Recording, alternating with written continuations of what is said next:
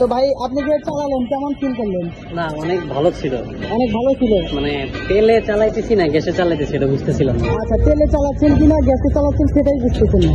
ধন্যবাদ ভাই, ঠিক আছে, অবশ্যই আমাদেরকে জানাবেন। সমস্যা ছিল যে হয়তো এই সিলিন্ডারের কারণে একদিকে কাটতে থাকতো, এটা আমার সমস্যা ছিল। মানে লাগানোর আগে এটা নিয়ে টেনশন ছিলাম, কিন্তু চালায়া দেখি না এটার কোনো সমস্যা নেই। ধন্যবাদ ভাই, স্বাভাবিক। হ্যাঁ ধন্যবাদ। আর অবশ্যই আপনি চালানোর পর আমাদের রিভিউটা দিবেন বা জানাবেন আপনি কি অবস্থা। আজকে কিন্তু পালসার 150 সিসি আরো একটি গাড়ি এলপিজিতে কনভার্সন হচ্ছে। এটা যদি দেখাই, এটা কিন্তু ঢাকার নাম্বার প্লেট করা।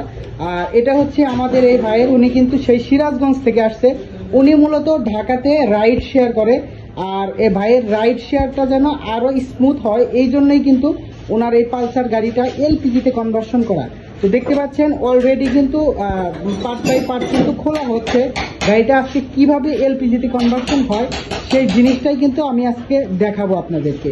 তো প্রথমে যদি দেখি, এখানে কিন্তু তেলের ট্যাঙ্কির যে পয়েন্টটা আছে এটা কিন্তু খুলে নেওয়া হলো। এখন কিন্তু ট্যাঙ্কটা খুলে নেওয়া হবে। আর এই ট্যাঙ্কটা খুলে নেওয়ার পরেই কিন্তু এলপিজির যে কাজ, এই কাজগুলো শুরু হয়ে যাবে। তো দেখতে পাচ্ছেন ভাইয়ের গাড়িটা কিন্তু 2018 মডেল। তো গাড়ির কন্ডিশন কিন্তু অনেক ভালো আছে এখনো।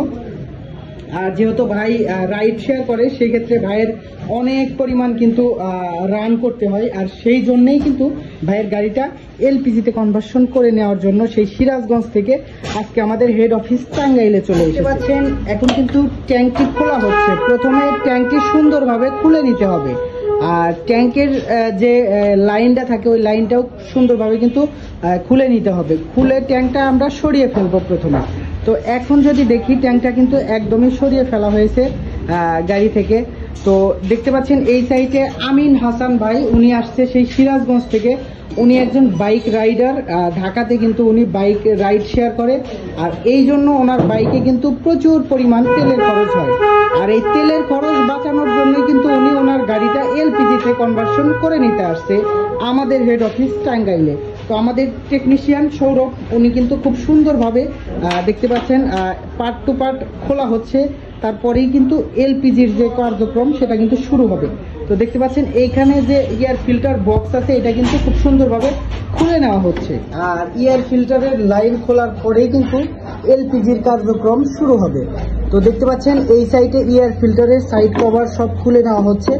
আর এইখানে যে এয়ার ফিল্টারের যে এটা রাবারটা থাকে, এই রাবারটা কিন্তু খুলে নেওয়া হয়েছে। কারণ এইখানে হচ্ছে যে আমাদের পয়েন্টটা, হাওয়ার লাইনের যে পয়েন্ট, মুখা দিয়ে যে লাইনটা করি, এই লাইনটা হচ্ছে আমরা এইখানে করব।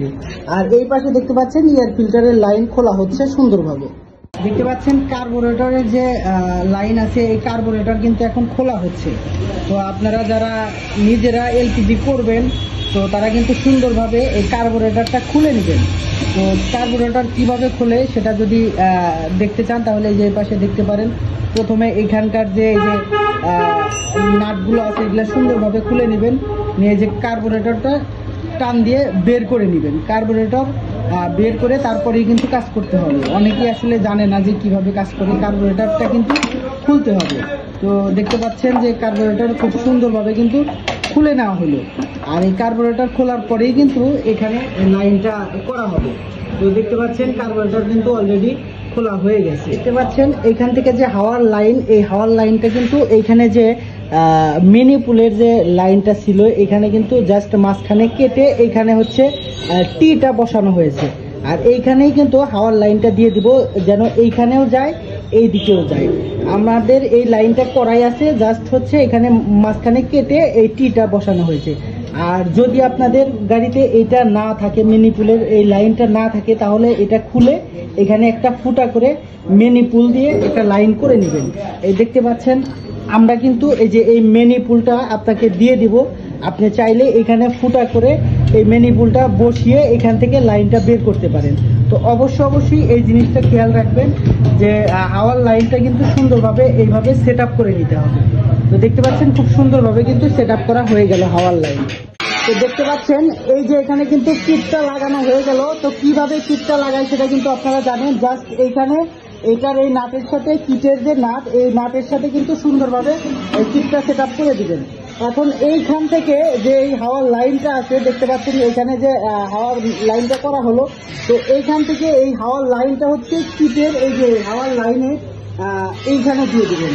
তো এটা বুঝতে পারছেন হয়তো, এটা কিভাবে করতে হবে। কিটের এই লাইন থেকে জাস্ট এই পাইপে আসবে এইখানে, এই হাওয়ার লাইনটা এইদিকে আর এইদিকে যাওয়া ছিল, জাস্ট এখানে কেটে এই লাইনটা বসানো হয়ে গেল। তো আপনারা যদি করতে চান এই সিস্টেমে কিন্তু করতে পারেন। আর কিট লাগানোর যে বিষয়টা সেটা যদি আমি দেখাই, তাহলে এই দেখতে পাচ্ছেন এইখানে একটা নাটের সাথে জাস্ট কিটের যে ক্লাম আছে, ক্লাম দিয়ে কিটটা সুন্দর করে লাগিয়ে দিবেন। তো এই হচ্ছে কাজ, আহামরি কোনো কাজ না, আপনারা নিজেরা চাইলে কিন্তু এটা সুন্দরভাবে করে নিতে পারেন। দেখতে পাচ্ছেন এয়ার ফিল্টার বক্সে কিন্তু ছোট্ট একটা ছিদ্র করা হলো, আর এটা দিয়ে কিন্তু গ্যাসের যে লাইন বা যে পাইপটা, সেই পাইপটা এখান দিয়ে কিন্তু ভিতরে প্রবেশ করানো হবে। তো আপনারা যারা করতে চান তারা কিন্তু সুন্দর করে ছোট্ট একটা ফুটা করে নেবেন এইখানে এয়ার ফিল্টারে, যেন হচ্ছে ভিতরে পাইপটা ঢুকে যায়।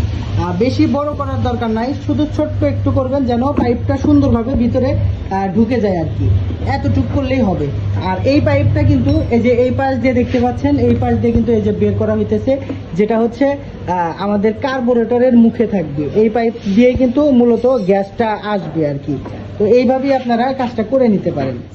তো দেখতে পাচ্ছেন এয়ার ফিল্টারে যে লাইনটা, গ্যাসের লাইনটা এই যে এই দিক দিয়ে ঢুকানো হলো, এটা কিন্তু এই যে হুজ পাইপ দিয়ে বের হয়ে এর মাথায় আমরা যদি দেখাই যে একটা জি লক ইউজ করা হয়েছে, যেন এটা একদম মাঝ বরাবর সুন্দরভাবে থাকে। তো এটা কিভাবে লাগায় এটা যদি দেখাই, তাহলে এই যে দেখতে পাচ্ছেন খুব সুন্দরভাবে এটা কিন্তু একদম এয়ার ফিল্টারের যে হুজ পাইপ আছে, এই পাইপের একদম মাথায় সুন্দরভাবে দিয়ে দিব। আর ওই জি লকটা দেওয়ার কারণ হচ্ছে যেন এটা নড়াচড়া না করে, সুন্দর স্টিল ভাবে যেন থাকে, এই জন্যই কিন্তু এই পাইপের মাথায় এই জি লকটা দিয়ে সুন্দরভাবে বসিয়ে দেওয়া হচ্ছে। তো আপনারাও কিন্তু এটা এইভাবে বসিয়ে দিতে পারেন সুন্দর করে, যেন মাথাটা নড়াচড়া না করে বা এক জায়গায় ফিক্স থাকে।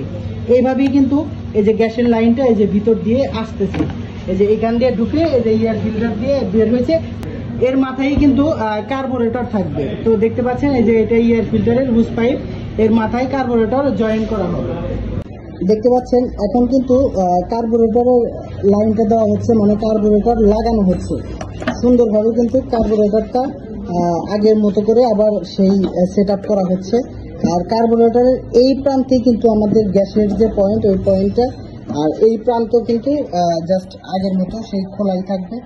তো দেখতে পাচ্ছেন কার্বোরেটর সুন্দরভাবে লাগানো হচ্ছে আর কি।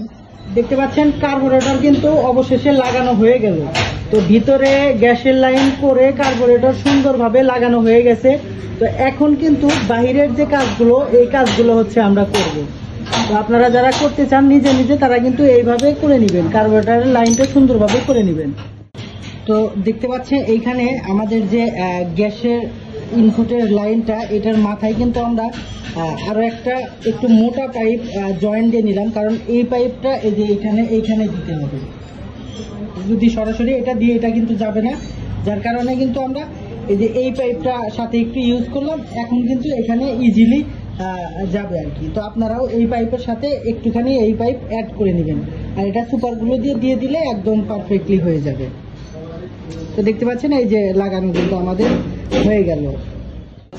আমি যদি দেখাই, এই যে দেখতে পাচ্ছেন এইটার সাথে কিন্তু সুন্দরভাবে রেগুলেটরটা লাগানো হয়ে গেল। তো আপনারাও কিন্তু এইভাবে সুন্দর করে রেগুলেটরটা লাগিয়ে নিতে পারেন। আর রেগুলেটর লাগানোর পরে এই সাইডের যে মাথাটা থাকবে, এটা কিন্তু কিটের সাথে যাবে। আমি যদি দেখাই, এই সাইডের যে মাথাটা থাকবে, এটা কিন্তু এই যে কিটের এইখানে ঢুকছে, দেখতে পাচ্ছেন কিটের এইখানে কিন্তু এই মাথাটা ঢুকবে। তো অবশ্যই আপনারা দেখে তারপরে কাজ করবেন। ডাস্ট কাভার দিয়ে এই যে দুইটা কিন্তু হাওয়ার লাইন করা হলো, মানে আপনার বোতলের যে মুখা আছে, মুখার যে লাইন, এই লাইন দিয়ে কিন্তু করা হলো। আর এই ডাস্ট কাভার কিন্তু সুপারগুলো দিয়ে সুন্দরভাবে এটা লাগিয়ে দেওয়া হয়েছে, যেন এইখান থেকে হাওয়া লিকটা না করতে পারে। আর এইখানে মুখা দিয়ে আমরা কিন্তু হাওয়াটা কন্ট্রোল করব সুন্দরভাবে। তো আপনারা যারা করতে চান, এটা কিন্তু খুব সুন্দরভাবে দক্ষ হাতে করতে হবে, কারণ কোনো জায়গায় যেন লিকেজ না থাকে। কারণ লিকেজ যদি হয়, হাওয়া যদি লিকেজ করে, তাহলে কিন্তু গাড়ির টান ঠিক মতো আসবে না। অবশ্যই হাওয়া যেন লিকেজ না হয় সেইভাবে আপনারা কাজ করবেন। দেখতে পাচ্ছেন অবশেষে কিন্তু পালসার 150 সিসি 2018 মডেল যে গাড়ি, এই গাড়িটা কিন্তু এলপিজিতে কনভার্সন হয়ে গেল। তো এই সাইডে যদি আমি দেখাই, এই সাইডে এমজেটি লোগো সহ যে নতুন কিট, এই কিটটা কিন্তু ইউজ করা হয়ে গেছে।